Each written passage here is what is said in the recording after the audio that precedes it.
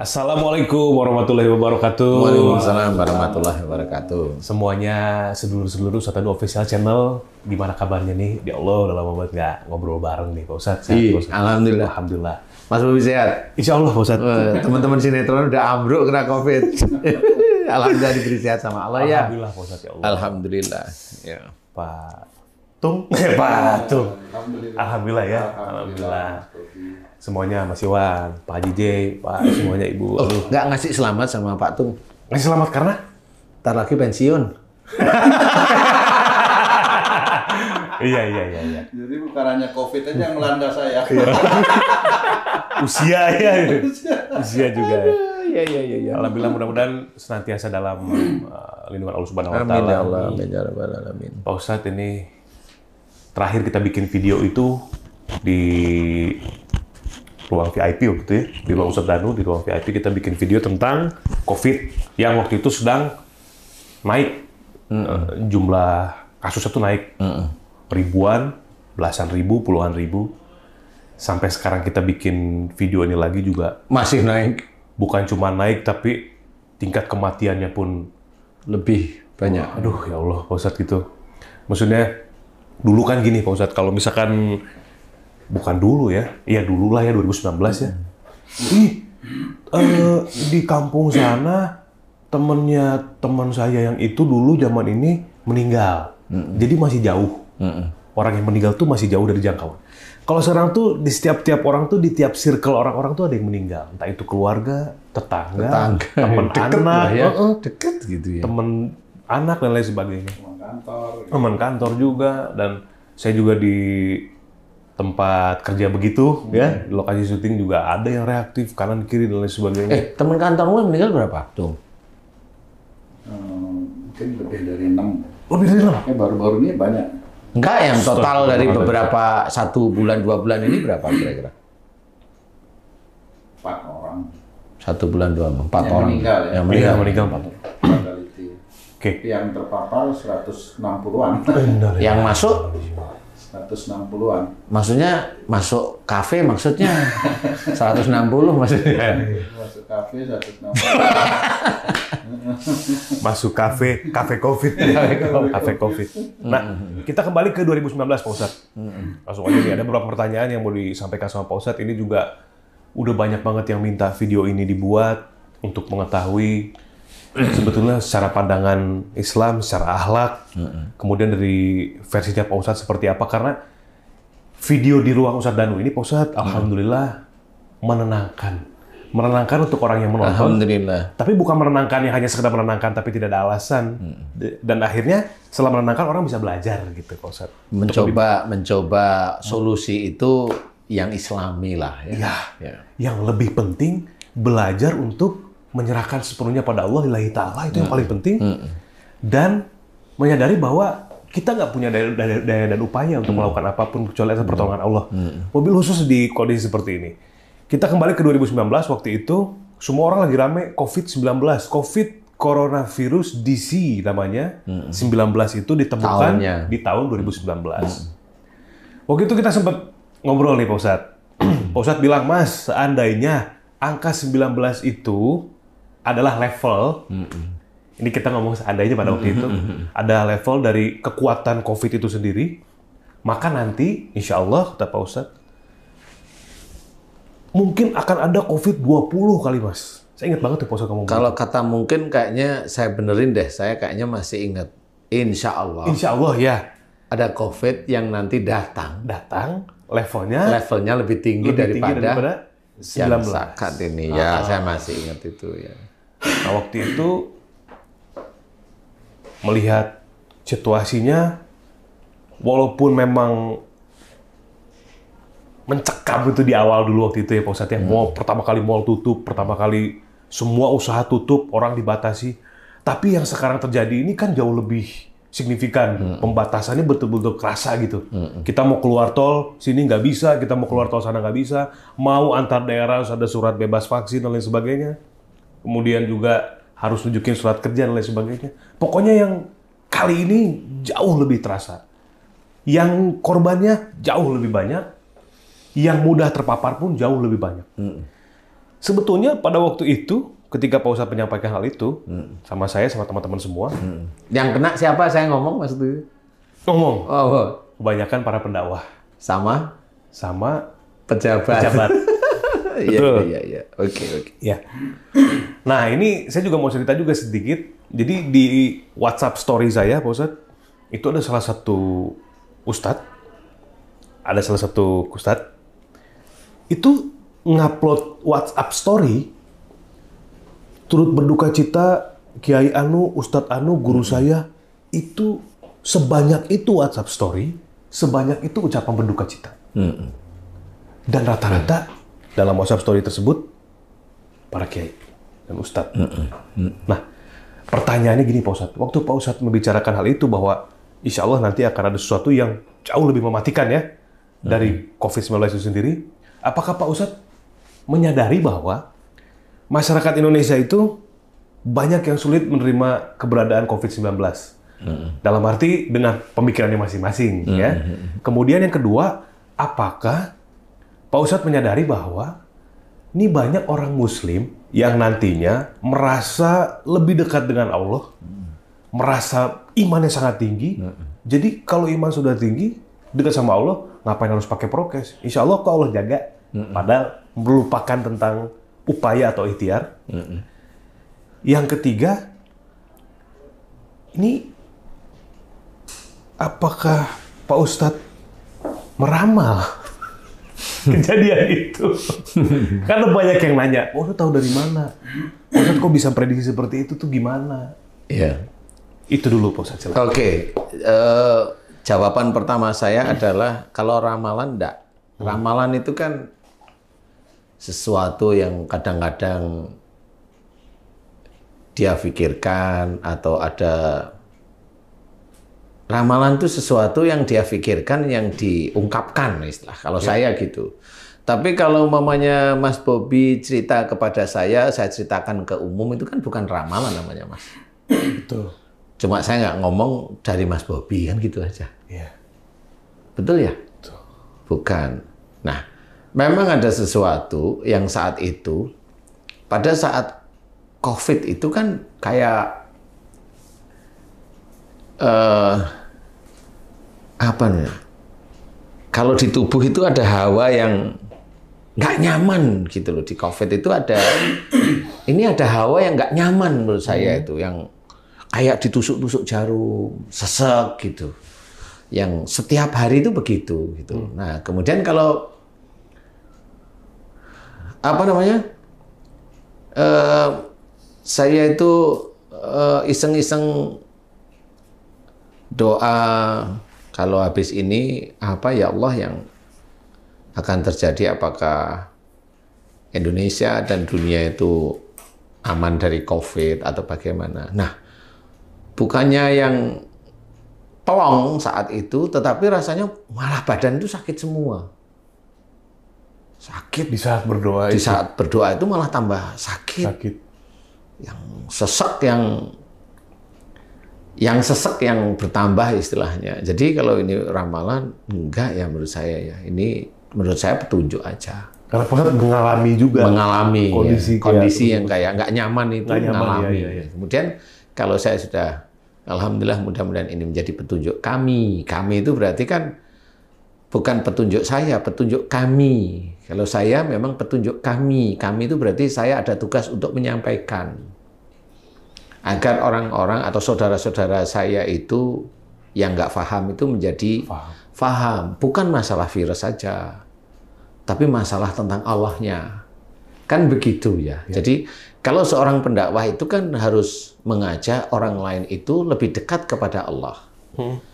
Bukan mau menghancurkan umatnya untuk berperang dengan umat-umat yang lain, orang yang lain itu, di mana dalam peperangan itu nggak ada Allahnya sama sekali, hanya teriakannya aja, tetapi kan porsinya nggak tahu mereka. Nah, disinilah saya mudah-mudahan ini menjadi petunjuk bagi kami. Kami itu berarti saya harus berusaha untuk menerangkan.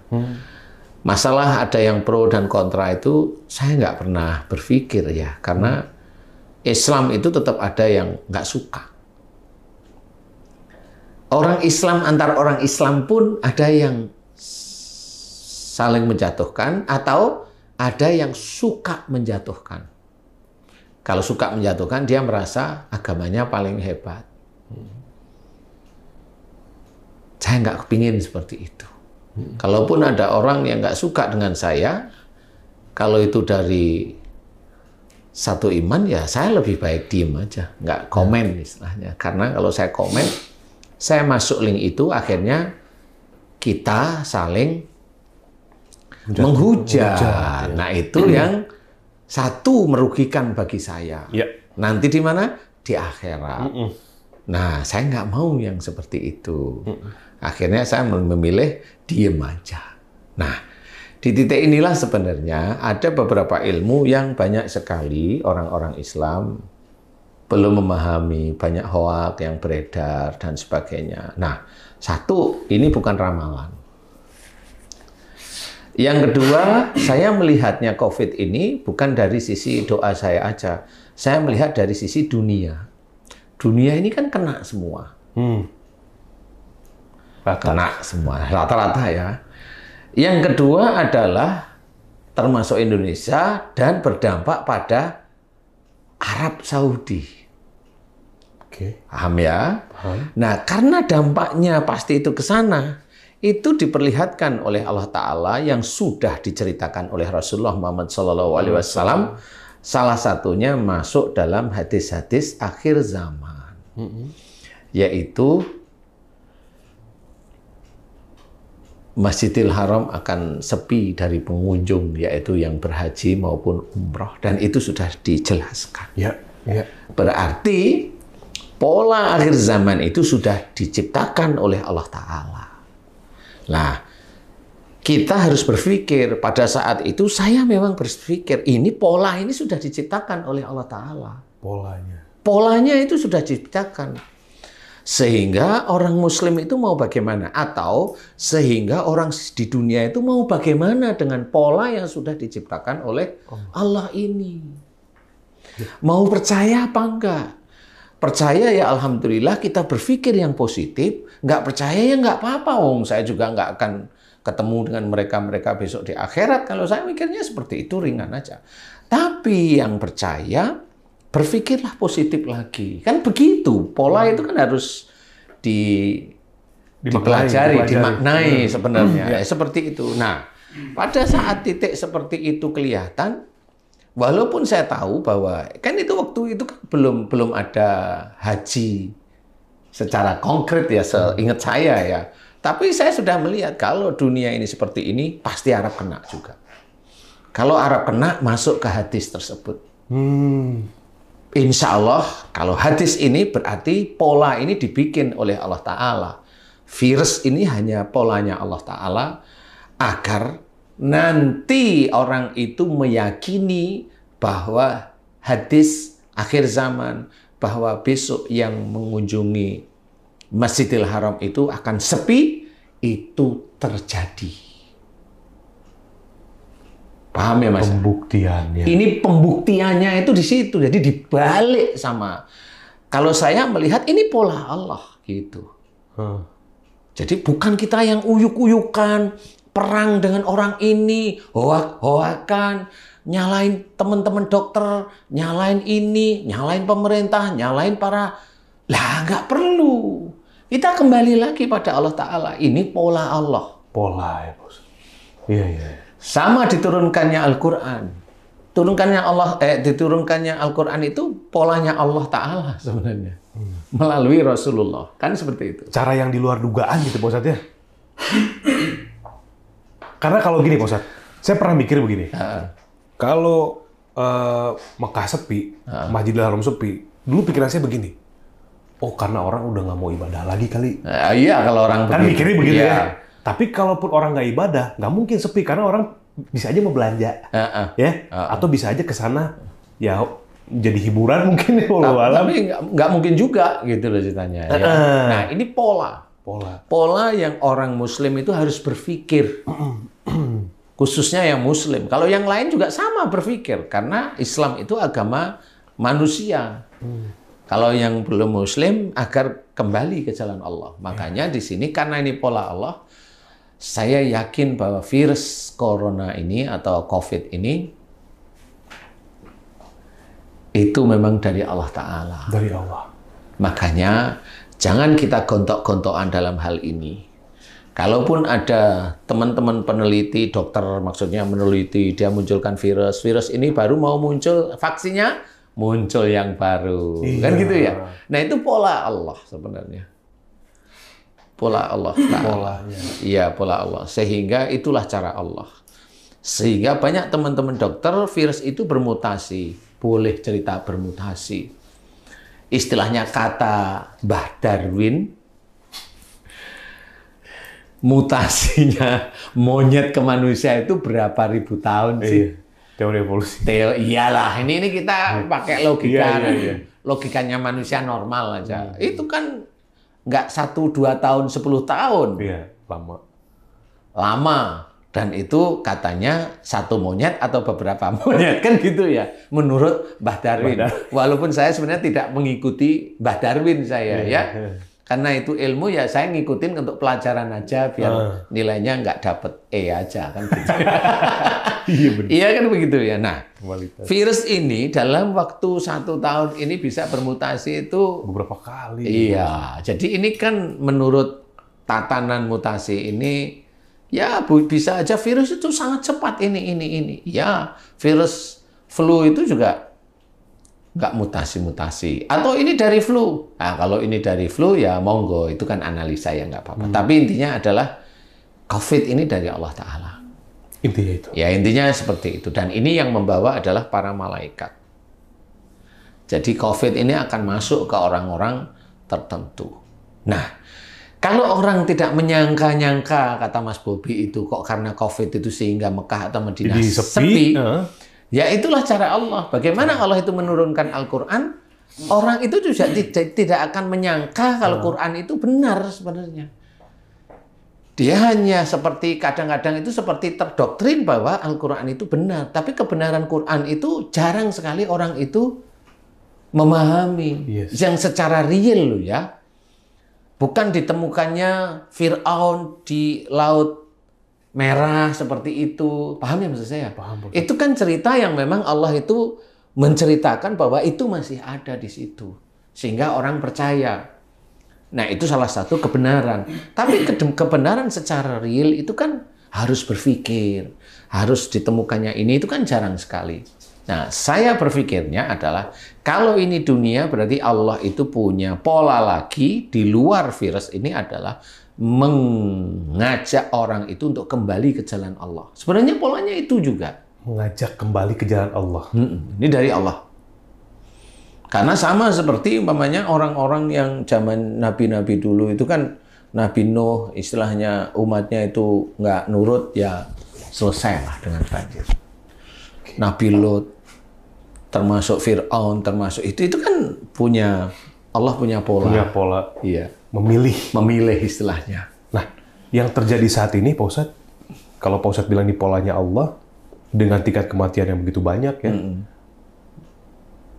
tahunya banyak dari mana saya merasakannya adalah, awalnya saya pikir nih karena kita sekarang main sosmed, jadi berita COVID juga lagi melonjak, jadi ada orang meninggal tuh bisa mudah kesebar lewat postingan.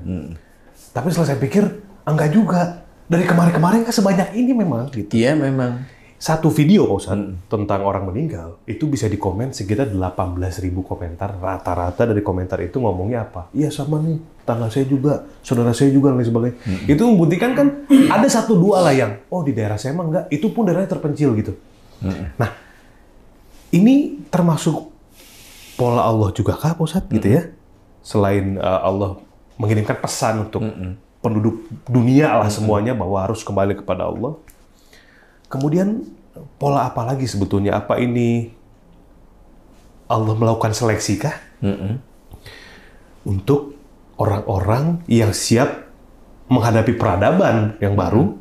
Karena nanti peradaban itu akan masuk ke vaksin dan lain sebagainya. Orang harus punya bukti itu untuk bisa akses kemana-mana. Atau Allah mempersiapkan orang-orang yang ini untuk berada di ujung akhir zaman. Ya. Menurut tanggapan Pak Ustadz bagaimana? Kalau saya melihatnya begini, Mas. Ya.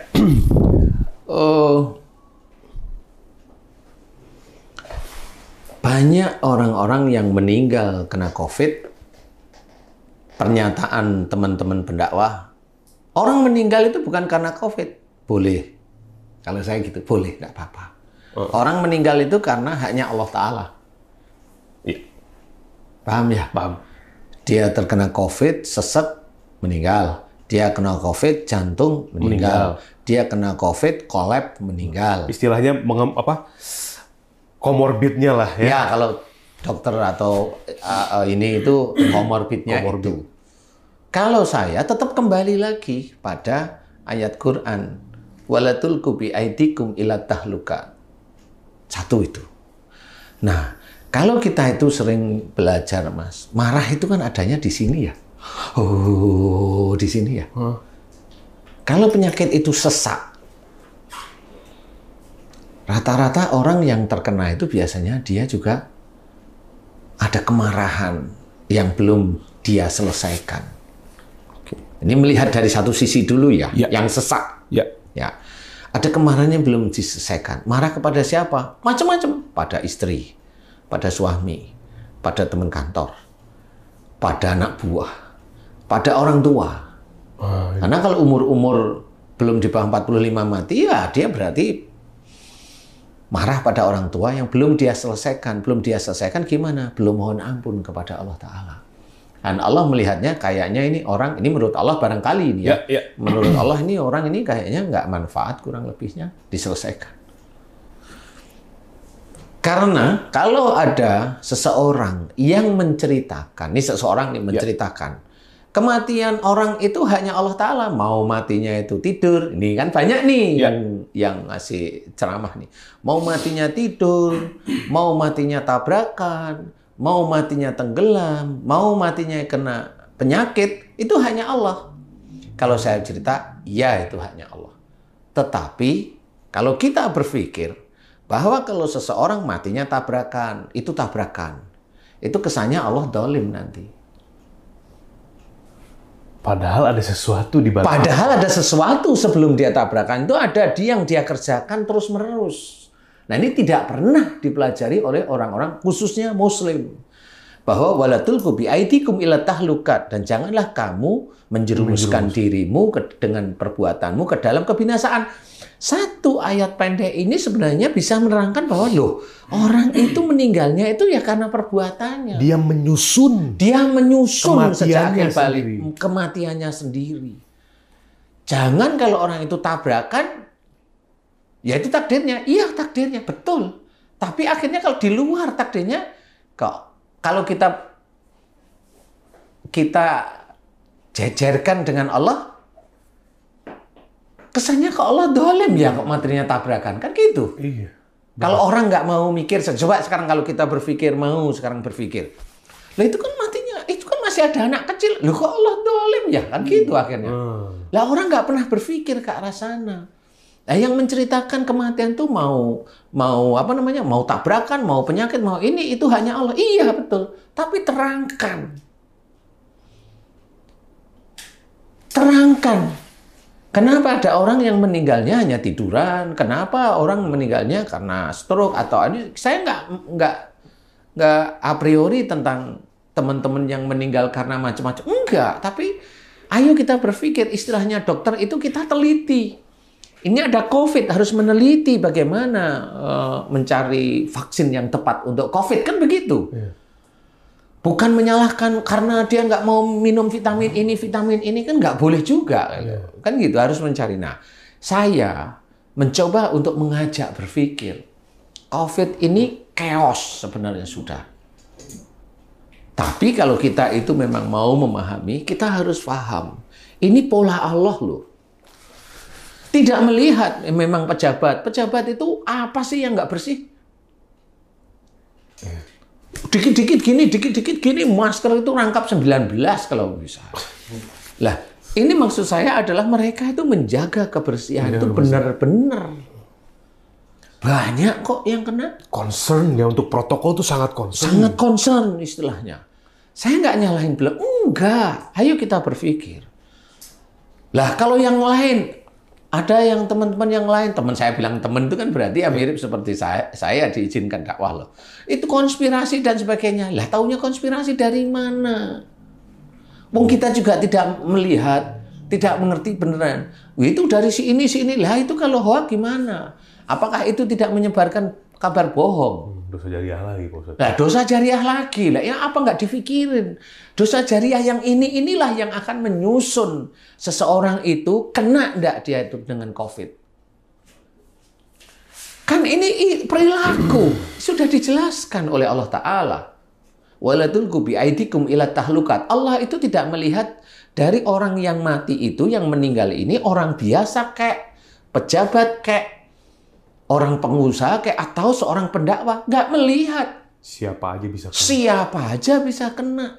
Kalau ada sebuah teori yang mengatakan bahwa COVID ini menyasar orang-orang yang tidak produktif. Karena, baik lagi tadi Pak Ustadz, satu teori konspirasi terpatahkan berarti.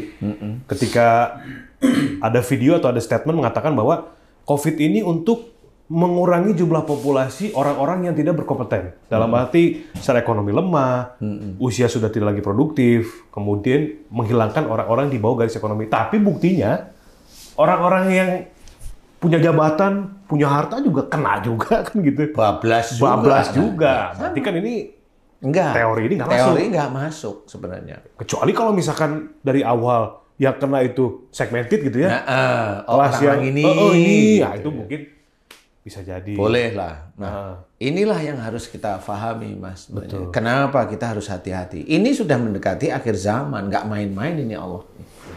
Ini benar-benar nggak main-main. Beberapa ustadz menceritakan akhir zaman, saya bilang, ya, insya Allah betul.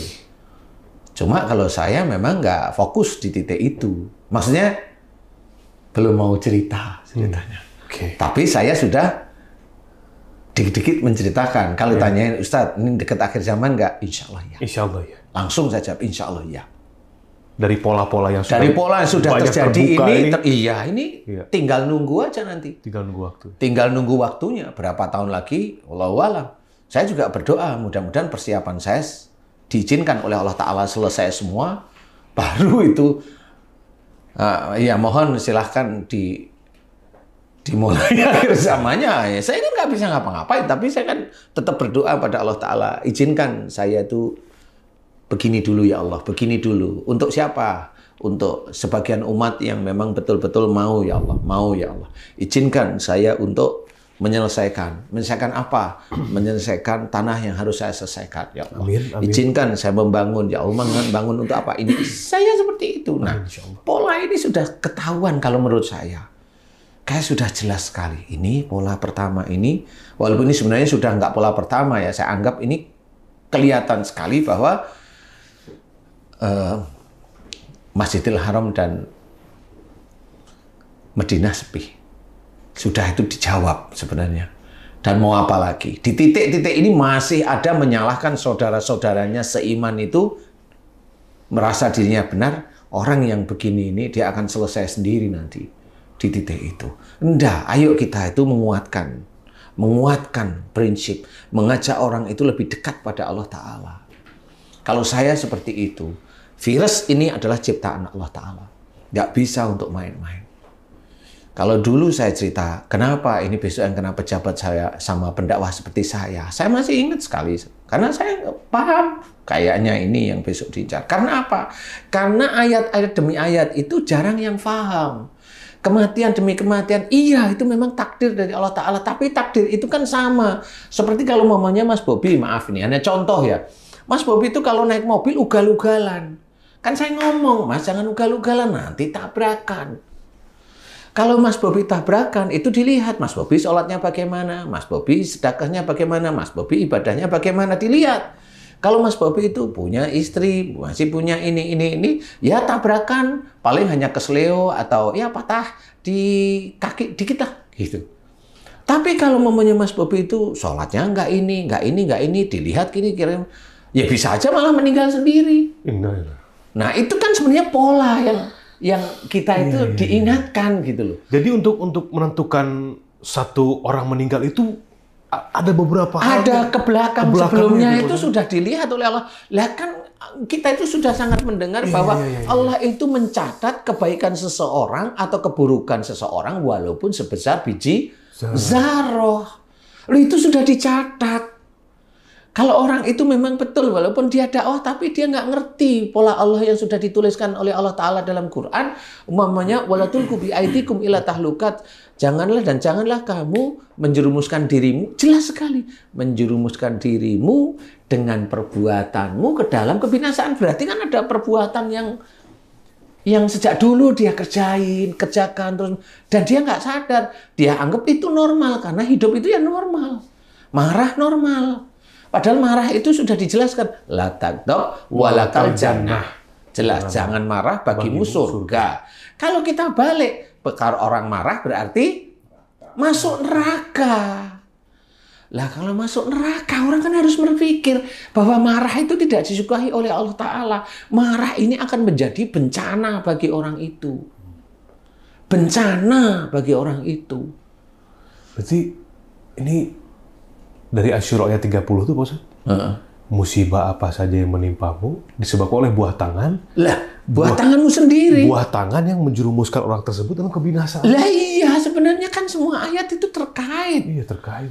Lah kalau orang itu dibilang, ini buah tanganmu karena kamu dapat, nggak mau dia. Kalau dia seorang muslim menolak ayat tersebut. Kalau menolak, ya Allah menganggap orang itu kafir. Allah menganggap di titik itu. Kan itu Allah yang berbicara, bukan saya. Kalau saya sih biasa-biasa, tetap itu saudara saya.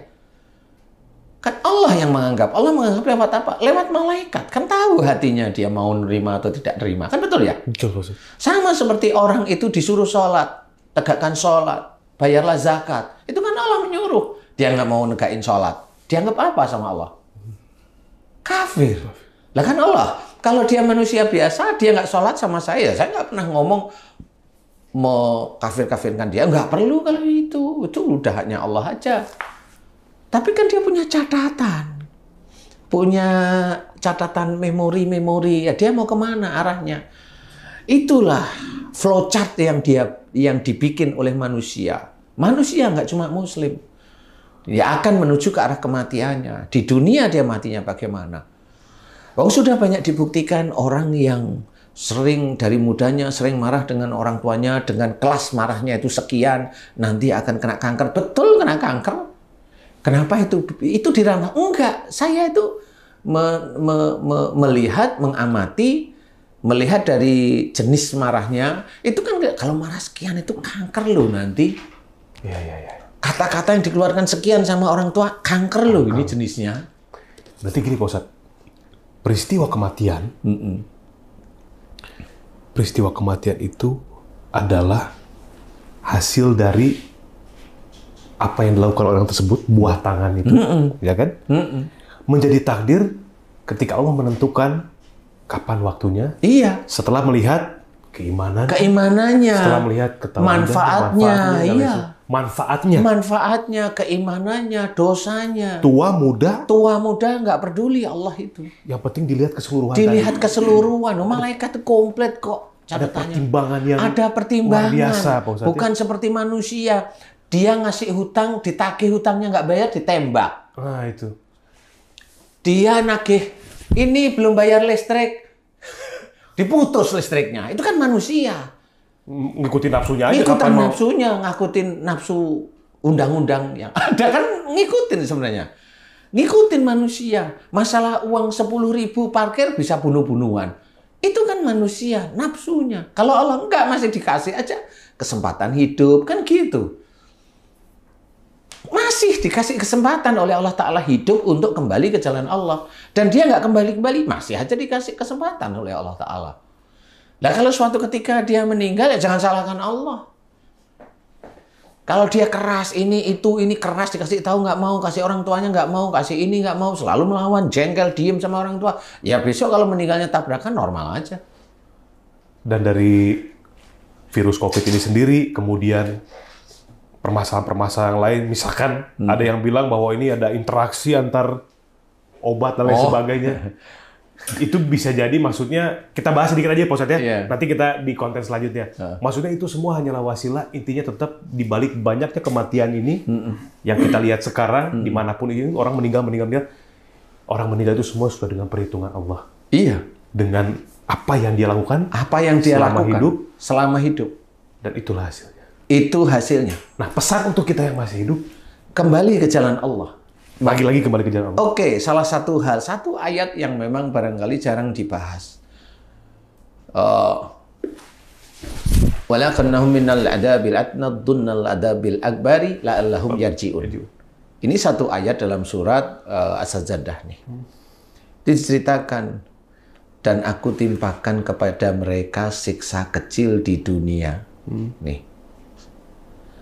Sebelum siksa besar di akhirat, agar mereka kembali ke jalan yang benar.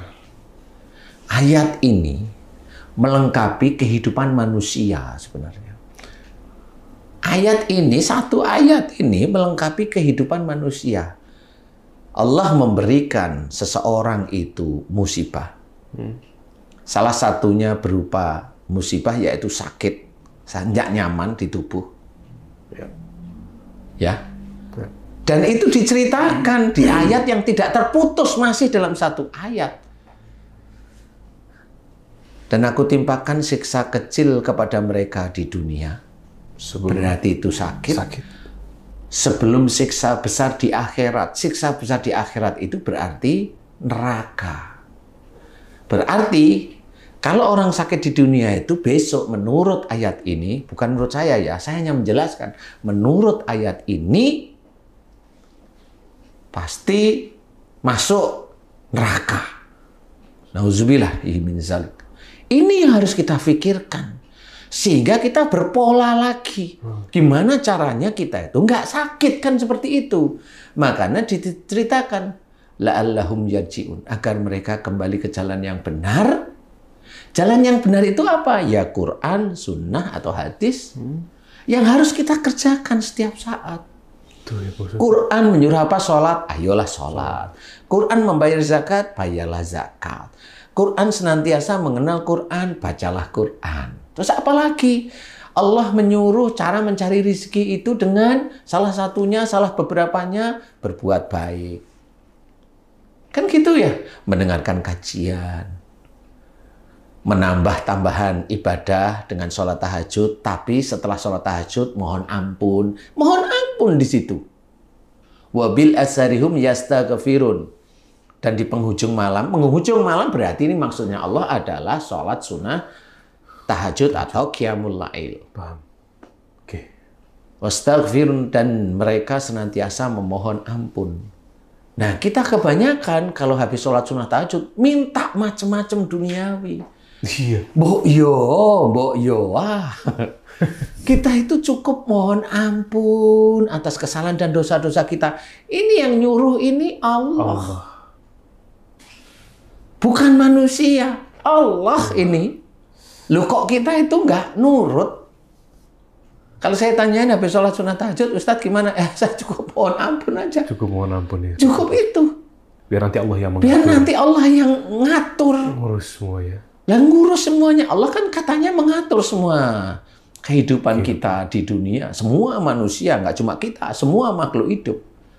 Lah kita manusia yang punya akal, punya ini. Jelas Quran itu katanya itu yang harus kita imani, harus kita kerjakan. Lah nggak nurut sama Allah Ta'ala. Akhirnya tidak dengan istighfar dengan baik-baik. Meminta, oke lah kalau meminta. Nggak salah memang. Tapi kan itu keinginan nafsu manusia pribadi. Coba ikutin perintah Allah. Mohon ampun aja beneran. Oke. Nah kan gitu. Pak Ustadz, kalau kematian itu bentuk penyelamatan dari Allah, kematian yang baik itu ada? Ada sih Mas. Kematian baik itu memang kematian pada para nabi dan rasul. Insya Allah. Nah itu kematiannya sudah ditulis oleh Allah Ta'ala. Nah bagaimana kita itu menginginkan kalau kita itu mendoakan teman-teman, para ustadz, para kiai meninggal, didoakan yang baik, boleh. Meninggal dengan kondisi apapun, tetap kita husnudon kepada Allah Ta'ala, itu yang terbaik untuk beliau. Cuma kalau kita yang masih hidup harus berpikir, nggak perlu menyalahkan. Ayo berpikir bahwasanya ada banyak hal yang tidak kita ketahui yang ada dalam Quran, yang sering kita langgar, dan itu bisa aja menjadi kematian seseorang. Kurangnya pemahaman terhadap Quran, kurangnya lillahi ta'ala berserah kepada Allah, menjadi salah satu alasan bahwa kita sulit untuk mati dalam keadaan baik-baik saja. Kalau menurut saya sangat sulit. Makanya kita lillahi ta'ala inilah. Jadi intinya kan seperti ini. Kalau salah satu kalimat tauhid yang sering kita dengarkan, inna sholati wa nusuki wa mahyaya wa mamati lillahi rabbil alamin. Coba kita fokus itu. Sesungguhnya sholatku, ibadahku, hidupku, dan matiku hanya untuk Allah Rabbul Alamin. Sholat kita, Mas, kadang-kadang bagi orang yang memegang jabatan tertentu, sholatnya itu agar jabatannya tidak lengser. Sholat bagi orang yang kerjanya di proyek, sholatnya itu hanya agar mendapatkan rata-rata, mendapatkan proyek itu selalu ada.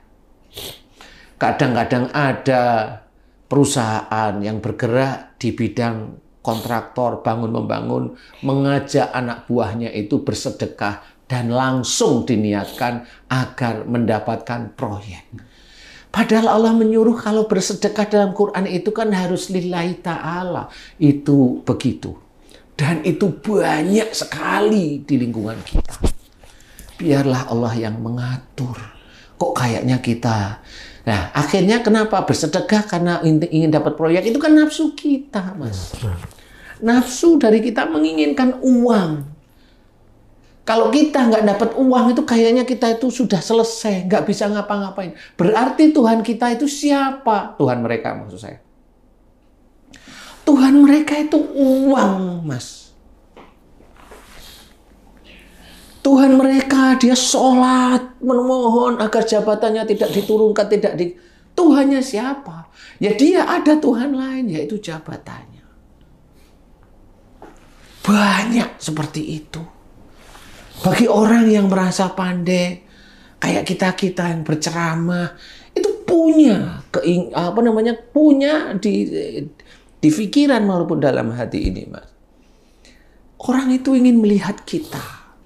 Ingin kita itu diangkat tinggi-tinggi. Kalau kita senang puas, berarti Tuhan kita apa? Ilmu yang dititipkan Allah Ta'ala di otak kita. Itu Tuhan kita. Sehingga merasa bangga. Suatu ketika kena COVID, bingung cari rezeki. Disitulah kita harus paham. Lillahi Ta'ala itu sulit. Gak cuma orang biasa. Kita sebagai pendakwah pun, dakwah itu kalau lillahi ta'ala harus punya pekerjaan yang lain. Kalau dakwah itu dianggap sebagai pekerjaan, ya sudah sulit. Nanti kalau udah COVID seperti ini, dibentengin dengan undang-undang tertentu, peraturan tertentu, bingung sudah.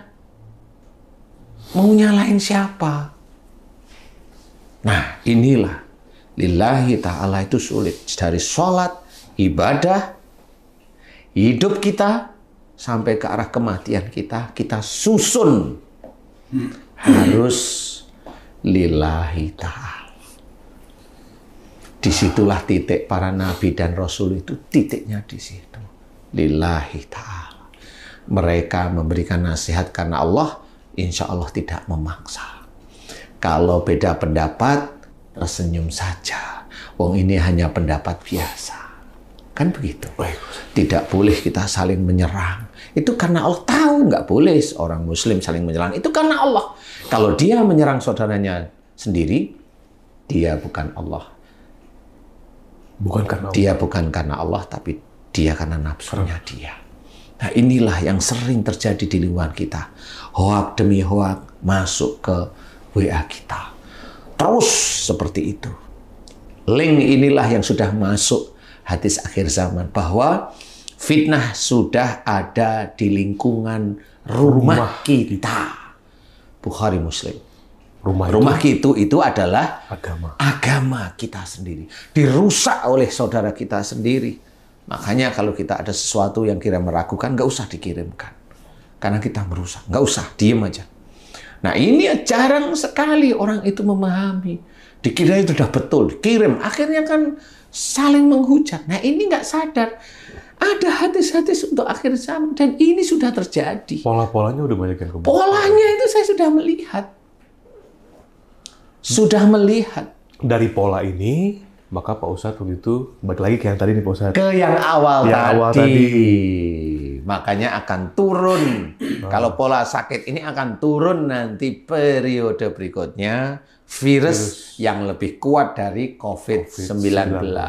Di mana kalau orang itu tidak percaya, di mana orang dilihat oleh Allah Ta'ala itu barangkali kurang manfaat, di mana orang itu dilihat oleh Allah Ta'ala sisi-sisi yang lain, Tidak kembali ke jalan Allah. Iya, atau tidak di jalan Allah, atau karena rasa sayang Allah, barangkali ya Allah alam meninggal.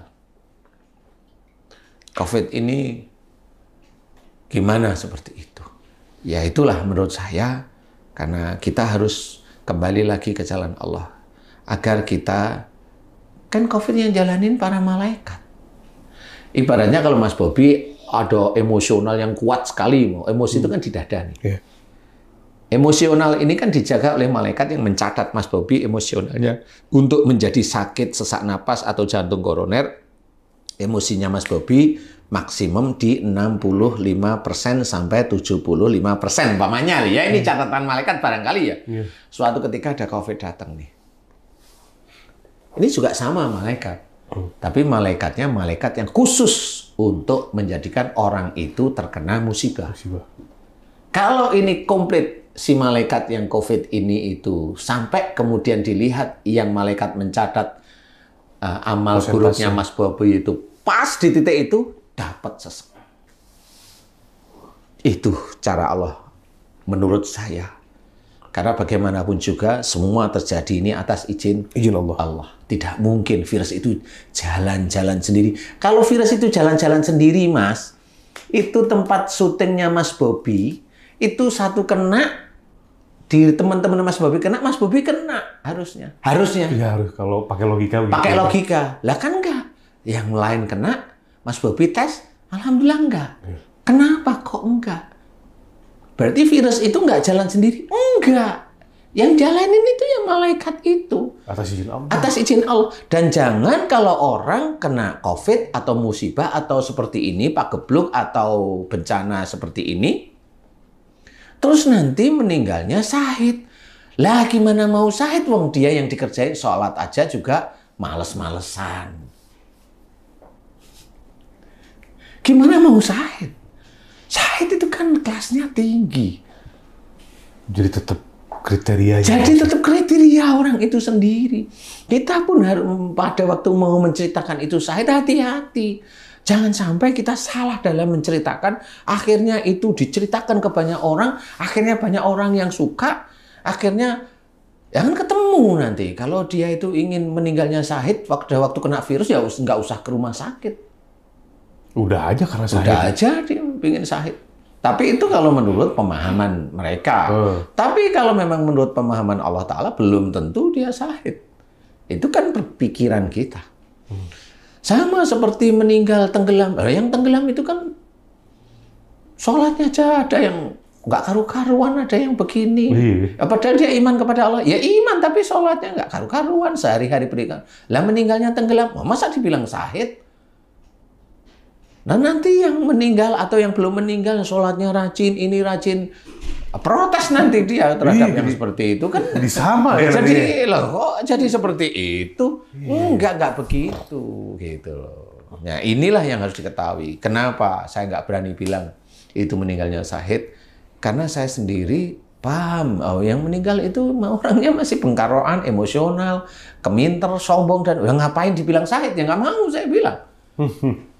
Ya nggak mau, dia emosional, menyimpan marah terus. Walaupun dia itu marah, kelihatan mukanya, dia nggak ngomong. Marahnya kan disimpan. Dan normal kalau dia terkena virusnya sekarang, sesak, kemudian Allah memanggil, normal aja. Itu cara Allah aja.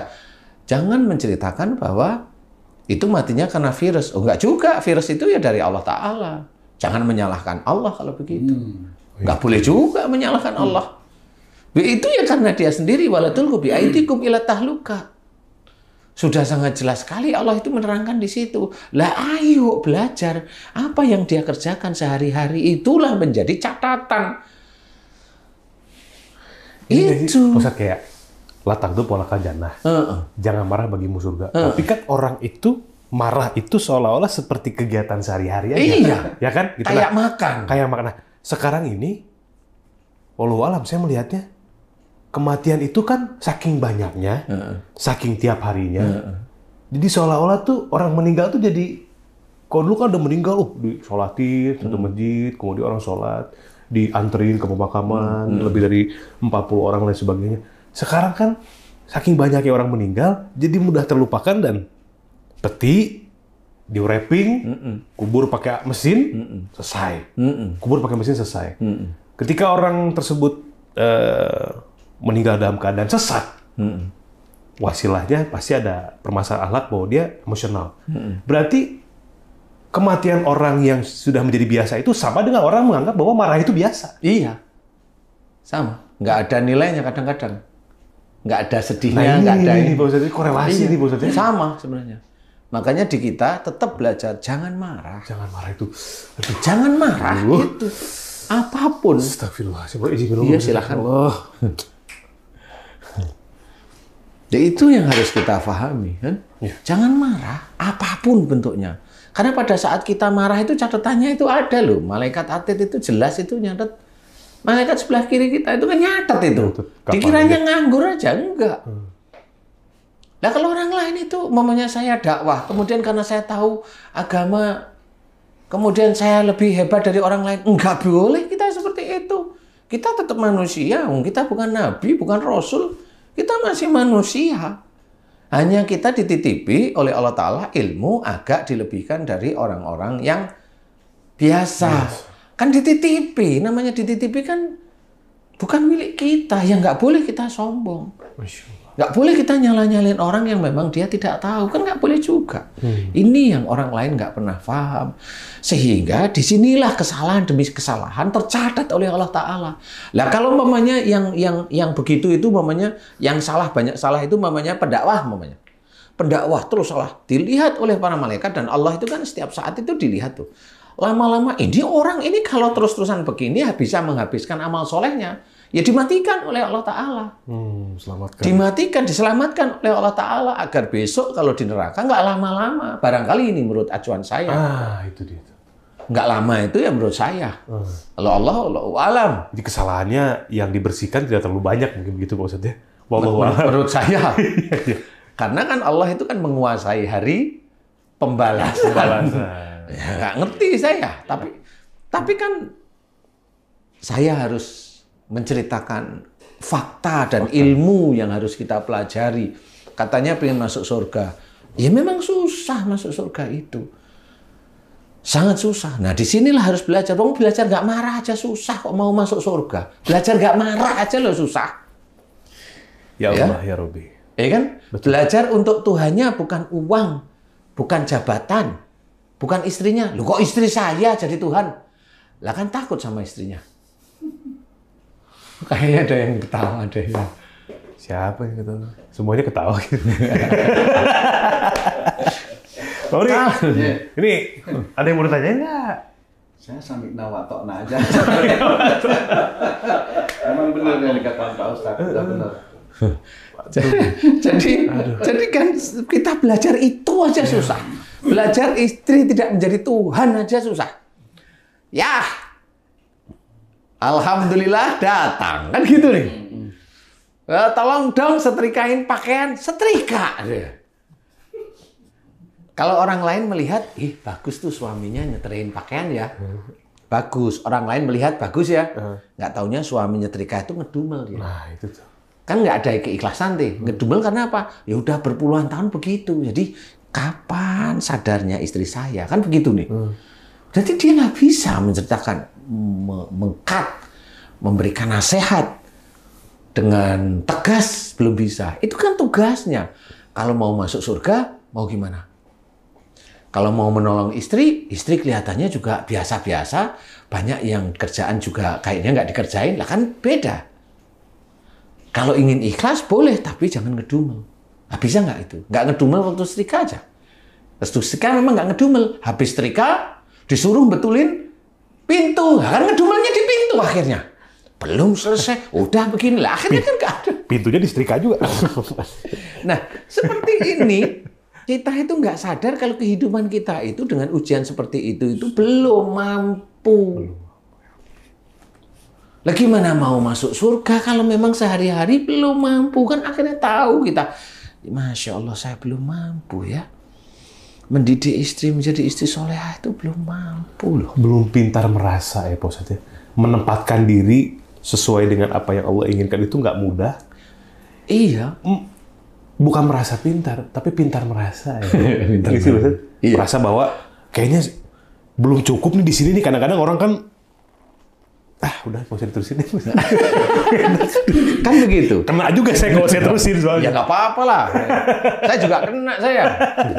Jadi intinya adalah memang masuk surga itu susah. COVID ini jangan menjadi saling hujam, saling melaknat, saling memfitnah. Jangan. Ini dari Allah Ta'ala semuanya. Saling mengingatkan aja. Saling mengingatkanlah seperti ini. Kebaikan dalam kesabaran, iya, dalam kebenaran. dalam itu nggak usah. Kita sendiri juga bingung kok. Yang benar mana? Yang penting saya berikan karena dalilnya jelas. Ayat-ayat Quran kan jelas. Sangat jelas sekali. Lah orang yang sakit ya itu ada dalam Quran sudah disebutkan.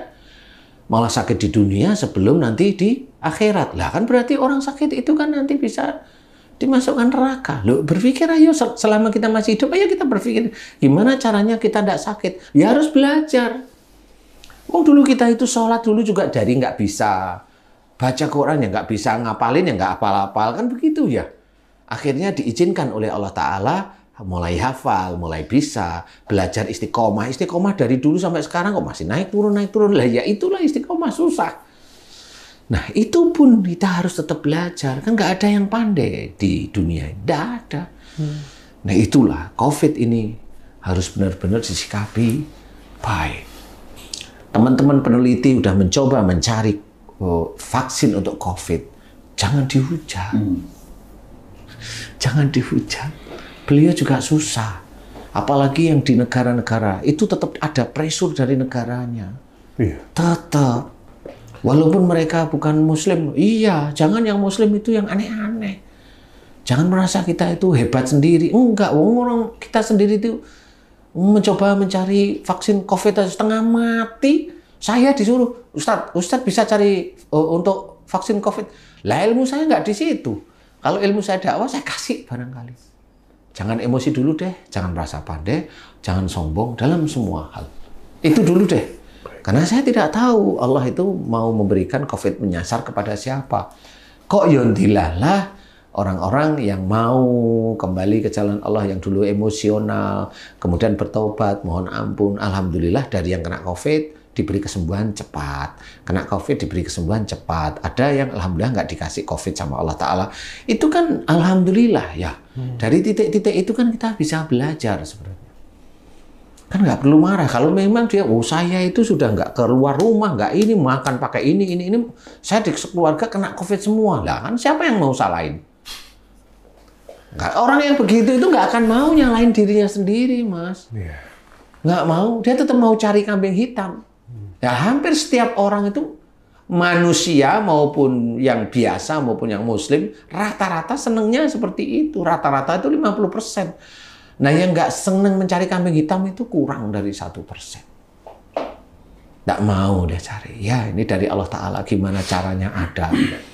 Ya, ini dari Allah Ta'ala. Saya pasrah saja. Itu kan nggak ada aktivitas, nggak ada kegiatan, nggak ada amaliyah pada saat ada COVID. Kalau kita berusaha untuk tidak emosi, tidak marah, tidak curiga, tidak kaku hati, tidak egois, tidak merasa pandai, tidak sombong, ini belajar, Mas. Itu kan ini juga ada aktivitas amal soleh dari kegiatan ini. Belajar itu memang orang tuh nggak ada ya. oh saya sudah meningkatkan keimanan saya. Itu bukan belajar, itu bercerita. Ya kan, bukan banyak loh yang belajar. begitu Pak Ustadz. Iya. Kalau dibilang belajar tuh ada yang nggak terima karena oh saya udah guru, Iya. saya levelnya di sini. Padahal kan semua manusia tuh Berarti belajar. dia merasa dirinya Tuhan. Iya itu ya. Tuhan nggak perlu belajar, Allah nggak perlu belajar. Tapi kalau manusia yang seperti itu nggak mau belajar. Belajar itu dia mana aja bisa kok. Petunjuk Allah itu nggak harus lewat orang-orang pintar agama, nggak, di lingkungan pun bisa. Nah, kalau belajar ilmu agama harus kita, tapi nggak harus lewat itu pada saat Allah memberikan petunjuk. Kan beda nih. Iya. Belajar agama ya lewat orang-orang yang tahu ilmu agama. Tapi kalau Allah memberikan petunjuk, tidak harus lewat seperti itu.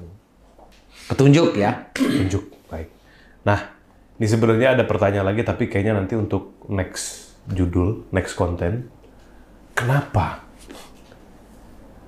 beberapa negara mudah untuk bisa lepas dari COVID, itu maksudnya? Bahkan ada negara Singapura yang sudah menganggap COVID itu sebagai flu biasa. Ada yang bilang karena itu populasinya sedikit. Sementara Indonesia ada 300 juta lebih, dengan belasan ribu pulau dan lain sebagainya. Sulit untuk mengatur orang-orangnya agar bisa satu visi dengan pemerintah. Apa karena itu? Atau ada hal lain? Dan sekarang Pak Ustadz, Allahu a'lam ini ya, betul atau tidak, Indonesia sudah memimpin jumlah kematian tertinggi menyalip India dan Brasil. Tapi nanti jangan di sini Pak Ustadz. Next konten ya Pak Ustadz ya. Iya. Kita bahas nanti masalah, ada masalah nanti, kita bahas masalah chip, seru kayaknya tuh. Yang lagi rame, chip dalam vaksin ya, boleh? Vaksin itu cair, bisa ada chip dalam bentuk cair. Di next video, next kontennya kita akan bahas masalah itu. Yang untuk video ini, insya Allah cukup dulu Pak Ustadz? Iya boleh. Cukup dulu, alhamdulillah banyak belajar kita dari apa yang disampaikan Pak Ustadz Danung, bahwa COVID ini pesan dari Allah, bahwa kita harus kembali kepada Allah. Kalau pesannya nggak dibaca, akan terus ada pesan-pesan yang lain sampai kita betul-betul sadar, betul-betul ngeh bahwa kita memang harus lebih dekat kepada Allah Subhanahu wa taala. Sudah banyak kematian di sekitar kita, masihkah kita belum peka? Masihkah kita belum paham? Dicerna baik-baik video ini, didengarkan betul-betul dengan hati karena Allah. Mudah-mudahan Allah berikan pemahaman untuk kita sehingga kita bisa menjadi lebih dekat lagi pada Allah Subhanahu wa taala. Insyaallah, amin. Wabah ini segera berlalu, Pak Ustadz. Saya nggak bisa ngapa-ngapain. Saya serahkan sama ngaminin. Kalau Pak Ustadz sampai nggak ngaminin, berarti aduh, ya Allah. Kalau doa boleh ya. Doa boleh Pak Ustadz ya. Doa boleh, mudah-mudahan segera berlalu. Tapi kalau kita kan boleh berpikir segera berlalu, tapi ingat, akhir zaman ini menanti di depan dan ini dekat.